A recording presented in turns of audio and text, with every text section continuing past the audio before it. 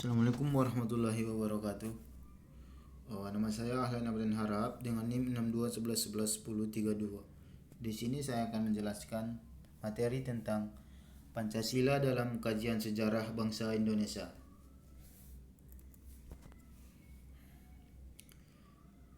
Pengertian dan pentingnya Pancasila dalam kajian sejarah bangsa Indonesia.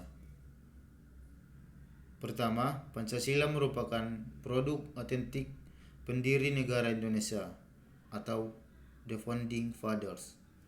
Yang kedua, nilai-nilai Pancasila bersumber dan digali dari nilai agama, kebudayaan, dan adat istiadat. Yang ketiga, Pancasila merupakan pandangan hidup bangsa dan dasar filsafat kenegaraan. Pentingnya Pancasila dalam sejarah bangsa Indonesia menunjukkan hal-hal sebagai berikut. Yang pertama, berapapun lemahnya pemerintahan suatu rejim, tetapi Pancasila tetap bertahan dan kehidupan berbangsa dan bernegara. Yang kedua, betapapun ada upaya untuk mengganti Pancasila sebagai ideologi bangsa, tetapi terbukti Pancasila merupakan pilihan yang terbaik bagi bangsa Indonesia. Yang ketiga, Pancasila merupakan pilihan terbaik bagi bangsa Indonesia karena bersumber dan digali dari nilai-nilai agama, kebudayaan, dan adat istiadat yang hidup berkembang di bumi Indonesia.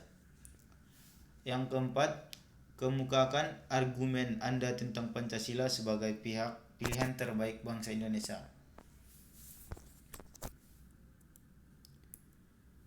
Sejarah Pancasila pra-kemerdekaan. Nilai-nilai Pancasila dalam sejarah perjuangan bangsa. Yang pertama, masa kerajaan Sriwijaya. Pada hakikatnya, nilai-nilai budaya bangsa semasa kerajaan Sriwijaya telah menunjukkan nilai-nilai Pancasila, yaitu sebagai berikut. Nilai sila pertama, terwujud dengan adanya umat agama Buddha dan Hindu hidup berdampingan secara damai. Nilai sila kedua, terjalinnya antar hubungan Sriwijaya dan India.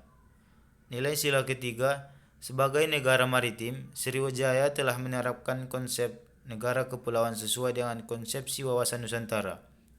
Nilai sila keempat, Sriwijaya telah memiliki kedaulatan yang sangat luas. Nilai sila kelima, Sriwijaya menjadi pusat pelayaran perdagangan sehingga kehidupan rakyatnya sangat makmur. Masa kerajaan Majapahit. Sila ketuhanan yang Maha Esa terwujud pada kehidupan Hindu dan Buddha yang damai. Sila kemanusiaan terwujud yaitu hubungan Raja Hayam Wuruk dengan baik dengan kerajaan Tiongkok, Ayodhya, Champa, dan Kamboja. Sila ketiga terwujud dengan keutuhan kerajaan Majapahit, khususnya Sumpah Palapa yang diucapkan oleh Gajah Mada. Sila keempat terlihat sebagai nilai-nilai musyawarah dan mufakat juga telah dilakukan oleh sistem pemerintahan Majapahit. Sila kelima yaitu keadilan sosial bagi seluruh rakyat Indonesia sebagai wujud dan berdirinya kerajaan beberapa abad yang tentunya ditimpang dengan kesejahteraan dan kemakmuran rakyatnya. Pancasila pra-kemerdekaan.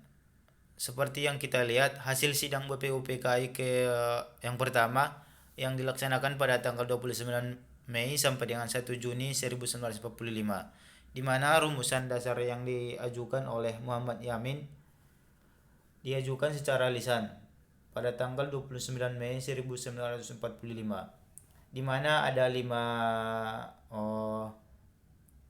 ajuan, di mana yang pertama peri kebangsaan, yang kedua peri kemanusiaan, yang ketiga peri ketuhanan, yang keempat peri kerakyatan, yang kelima kesejahteraan rakyat.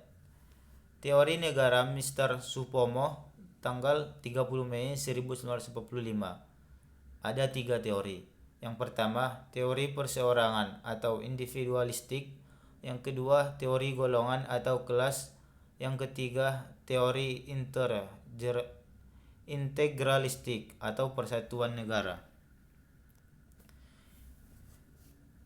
Insinyur Soekarno mengusulkan 5 dasar negara tanggal 1 Juni 1945 yang terdiri dari nasionalisme atau kebangsaan Indonesia, internasionalisme atau peri kemanusiaan, mufakat atau demokrasi, kesejahteraan nasional dan ketuhanan yang berkebudayaan.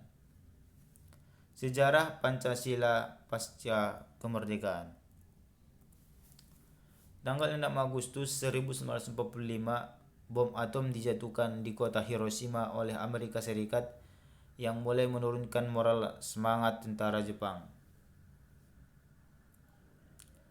Tahun 1950-an muncul inisiatif dari sejumlah tokoh yang hendak melakukan interpretasi ulang terhadap Pancasila. Saat itu muncul dua perbedaan. Yang pertama, beberapa tokoh berusaha menempatkan Pancasila lebih dari sekedar kompromi politik atau kontrak sosial. Yang kedua, mereka menganggap Pancasila sebagai kompromi politik.